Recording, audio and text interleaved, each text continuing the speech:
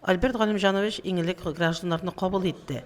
Райондашларыбыз депутатка сәламәтлек саклау, социаль яклау, торак коммуналь хуҗалык өлкәләренә калган сораулар белән мөрәҗәгать иттеләр.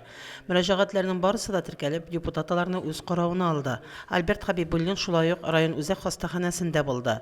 Биредә республикада эшләп килүче милли проектлар кысаларында ясалган гериатрия кабинеты белән танышты. Хастаханәнең баш табибы Рамил Мирзаханов кабинетның эшләү тәртибе белән таныштырды. 65-тен 65 плюс бездә 3300 тирәсе. 3300 тирәсе.